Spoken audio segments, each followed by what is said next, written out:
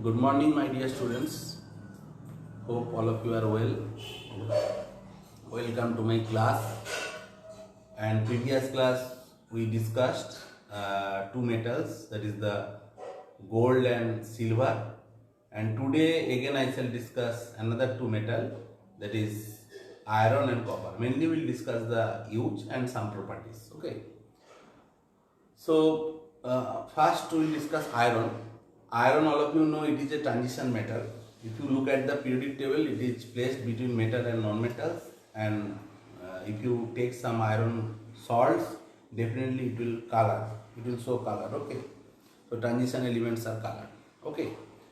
But this iron is the most widely used of all metals. 90% of the metal we are using, okay, are generally iron metals. Okay.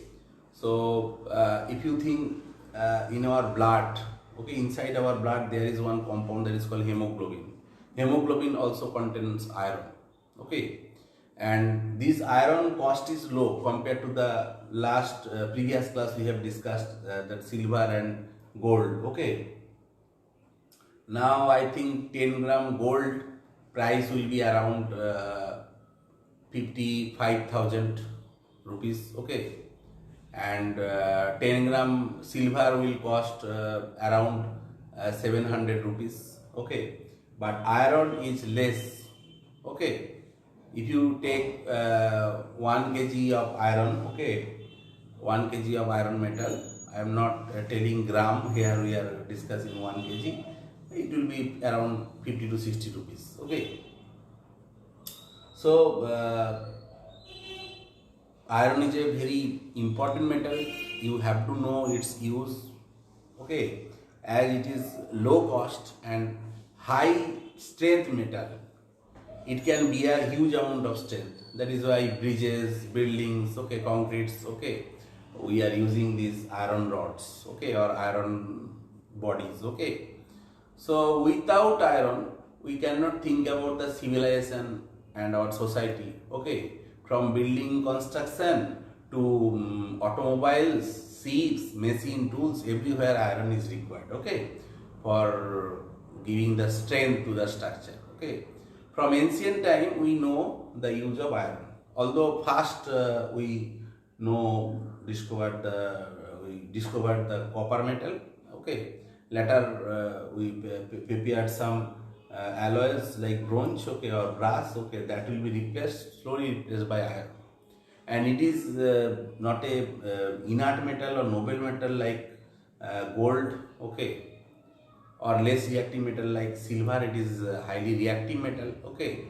And generally it is found in the combined state as minerals or ores. Okay. The chief ores of iron are mainly in the form of oxide compound or mainly in the form of carbonate compound. Okay. Like hematite is a iron ore. Hematite, it contains Fe2O3, that is ferric oxide. All of you know about formula. Okay. And if you think about magnetite will be Fe3O4. So these are the important iron ores where you can easily extract iron, okay, by different chemical processes. Okay. Now another important ore we can tell about that FeCO3, that is iron carbonate, that is siderite. Okay. But if you think about the free state of iron, it is not available. Generally we are getting as in compound form, but free state or native state of iron is rarely found. Okay. In some materials. Okay. Or materialities. Okay. Next we will discuss about the color. Okay. Iron is a metal having the grayish silver color. Okay. And it has shiny appearance. It has high tensile strength. You can make wear, that means it is ductile, and it is also you can get some sheets of that iron metal, that is it is malleable. Okay. It is stable in dry air. Okay. But in moist air there is formation of rust. All of you know that Rusting of iron is a slow process, and two things is required. Okay, two things are required, that is the oxygen and moisture. So it can easily react with dilute acid to produce hydrogen gas. Okay, as it is placed above hydrogen in the metal activity series, all of you know. Next we will discuss the uses that iron you can use for making iron pipes, iron tanks. Okay, even in our kitchen whatever we are using. Okay, that is the different types of gas cylinders. Okay, in gas cylinders we are using that iron metal. Even vehicles bodies we are using iron. Railway tracks we are using iron. Engines, okay, heavy engines, okay, even mobile towers, okay, bridges, rods, we are using irons. Sometimes we are using alloys of iron, okay, not directly iron, okay, for making utensils, cutlery, okay, and these alloys mainly the stainless steel. So stainless steel, all of you know that it's an alloy. Alloy is mixture of metals, okay, and stainless steel contains four elements, okay, that is iron is there, stainless steel,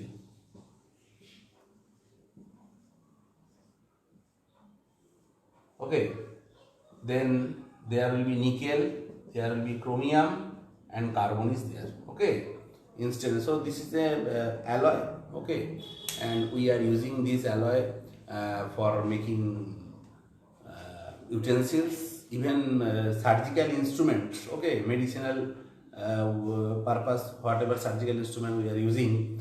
So here also we are using the same alloy, that is the stainless steel. And here mainly iron is the maximum around 70%, and carbon is very less, it will be 1% or less than 1%, nickel will be 8%, and chromium will be 18%, okay. And other important alloys are there of iron that we are using, that is the invar. Invar containing iron and nickel. Iron will be around 65%, nickel will be around 35%. It is generally used for making measuring instrument and clock, pendulum. And paramalloy is also another alloy of iron containing iron, nickel and carbon, and it is used for making electromagnets and ocean cables. Okay, next we will discuss about the another important alloy of iron. Okay, there is the manganese steel. Manganese steel here manganese is present with iron and carbon is also present, and it is generally used for rail lines. Okay, the railway lines are we are using here, and sometimes for drilling rocks, okay, that metal parts, okay, it is made up of manganese steel. And another very important alloy is there of iron, that is the Farnico. From the name we can easily understand, there is Farnico. So here iron is there, nickel is there, and cobalt is there.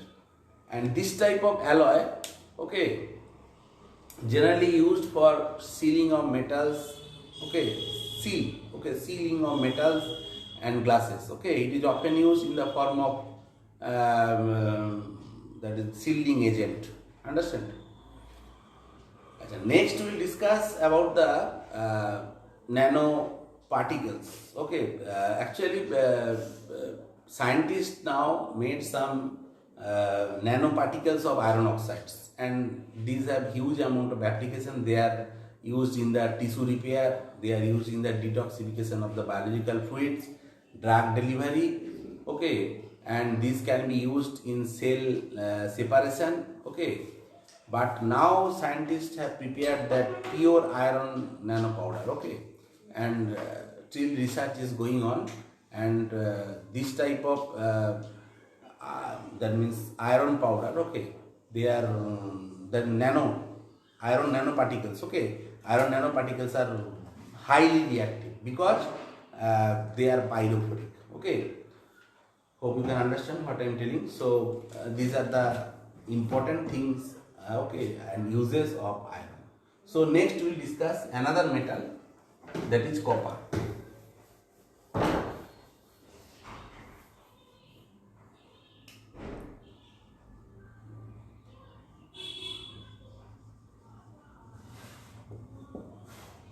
So copper is the first discovered, it is believed, okay, the first discovered metal by human civilization, okay. And copper is also a transition metal like iron. Whatever salt you are getting in the laboratory, okay, that will be, it can be copper sulfate, is blue in color, copper carbonate, there is green color, okay. So all transition element salts are colored, okay. There is some reason, okay, because of some electronic transition it is showing these colored compounds, okay. And these copper, silver, gold, these type of metals are called coinage metals. Actually, once upon a time in the ancient period, okay, we are using these metals like copper, silver, gold for currency purpose, okay. And now if you go to your grandfather or grandmother, you will get some copper coins also. But now we are not using this currency, okay. And if you think about that free state of copper, okay, generally it is not available, okay. Sometimes we will get or we found the native copper in the region of the lake of Canada, Sweden, Siberia, but the copper generally exists as its ores or minerals, okay, in the form of sulfide, like copper pyrites is there, okay. Copper pyrites is formula is Cu2s and Fe2s3, and copper glans there is Cu2s is there, okay. Now copper is also present in the hemocyanin of blood of cuttlefish or prawn, okay. Like hemoglobin containing, just now I have discussed that iron metal, and hemocyanin contains copper metal, okay. Now if you think about the color of the copper metal color is reddish brown type of color, okay, and it is a very good conductor of heat and electricity. That is why now we are using this aluminum wire, copper wire, okay, for electricity, okay, or for conducting electricity in our home or everywhere. We are using mainly copper, okay. And this copper also we are making some utensils, okay, of copper, and cooking utensils also we are making some copper, because copper is a very good conductor of heat, okay. And sometimes we are mixing this copper with gold, okay, to make it hard, okay. Some jewelry of copper and gold alloy we are using, and it is used in the also in the alloy of brass and bronze, okay. In brass there is copper and zinc, and in bronze there is copper, zinc, and tin is there, okay. Now copper is used in coils, copper is used in different types of electronic device, okay. It is believed that the first metal discovered, okay, by human was copper, and copper also can be used in the musical instrument, okay. Actually we are not using the pure copper, here we are using the alloy, okay. That means brass, that means copper and zinc, okay, that is we are using the instrument, so musical instrument, okay. Now we will go to the last part of this copper, that is nanoparticle. Yes, like others, gold, silver, iron, okay, nanoparticle, scientists also prepared, okay, these copper nanoparticles. These copper nanoparticles are highly applicable in different fields, okay. Actually these copper nanoparticles are acting as a antibiotic. They have antimicrobial, antifungal, anti-cancer property, okay. They are using, we are using, and now these copper nanoparticles we are using in different types of chemical reaction also.